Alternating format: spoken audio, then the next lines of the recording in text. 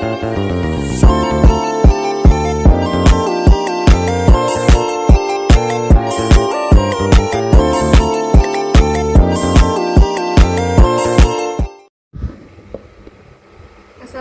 warahmatullahi wabarakatuh. Perkenalkan, nama saya Nadia Afifah Putri dengan NPM 2321020255 dari kelas HTNB semester 3. Video ini bertujuan untuk menjelaskan materi tentang pengertian pernikahan dengan dari mata kuliah Fikih Munakahat dengan dosen pengampu Bapak Dr. Hervin Yogi Pradipta, MHI. Pengertiannya, nikah merupakan perjanjian hukum akad untuk membolehkan seorang laki-laki memanfaatkan seorang wanita untuk menikmati kenikmatan yang awal mulanya merupakan perbuatan yang diharamkan menjadi dihalalkan dengan telah mengutarakan akad yang benar. Menurut Muhammad Abu Israh, nikah adalah akad yang memberikan faedah hukum kebolehan untuk mengadakan hubungan suami istri untuk seorang pria dan seorang wanita, serta mengadakan tolong-menolong dan memberikan hak dan kewajiban di antara mereka. Kompilasi hukum Islam, itu perkawinan menurut hukum Islam adalah pernikahan, yaitu akad yang sangat kuat atau mitsakan khalidan untuk menaati perintah Allah dan melaksanakan ibadah.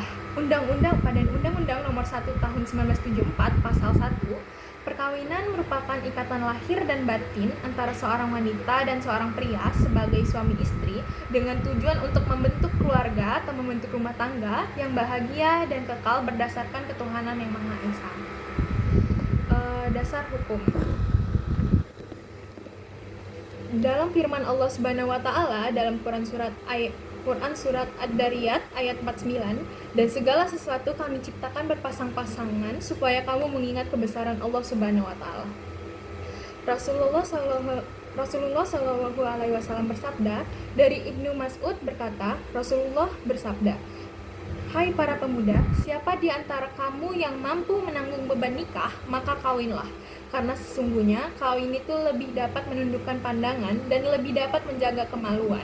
Dan siapa yang tidak mampu, maka hendaklah ia berpuasa, karena sesungguhnya berpuasa itu baginya menjadi pengekang syahwat." Hadis riwayat Jamaah. Rukun dan syarat nikah. Untuk rukun nikah, yang pertama itu mempelai laki-laki, yang kedua mempelai perempuan, yang ketiga wali, yang keempat itu 2 orang saksi laki-laki, dan yang kelima ijab kabul. Syarat nikah itu, yang pertama syarat mempelai laki-laki. Syarat mempelai laki-laki yang pertama tidak ada hubungan mahram dari calon istri. Yang kedua itu atas kemauan sendiri, yaitu merdeka. Yang ketiga jelas identitasnya. Yang keempat tidak sedang menjalankan ihram. Dan sekarang syarat mempelai perempuan, yang pertama tidak ada halangannya syar'i, yang kedua tidak berstatus suami yang masih sah, yang ketiga tidak ada hubungan mahram, yang keempat tidak dalam keadaan iddah, yang kelima kemauan sendiri atau merdeka, yang keenam jelas identitasnya, yang ketujuh tidak sedang menjalankan ihram.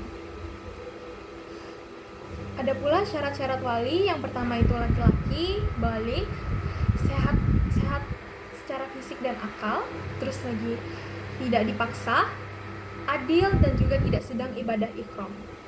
Syarat-syarat saksi, yaitu yang pertama adalah laki-laki, baligh, sehat akalnya, adil, mendengar dan melihat, tidak dipaksa, tidak sedang ibadah ihram, dan juga paham bahasa yang digunakan untuk ijab dan qabul. Syarat ijab dan qabul, ijab dilakukan oleh wali atau mewakilinya, sedangkan qabul itu dilakukan oleh mempelai laki-laki atau yang mewakilinya dengan syarat tetap. Keduanya harus mumayyiz. Yang kedua, dilangsungkan dalam satu majelis, kemudian antara ijab dan kabul tidak boleh diselingi dengan perbuatan atau kalimat yang dapat memisahkan antara ijab dan kabul. Yang ketiga, keduanya tidak boleh kontradiksi. Yang keempat, ijab dan kabul dilakukan melalui lisan serta didengar oleh masing-masing wali, saksi, maupun kedua mempelai.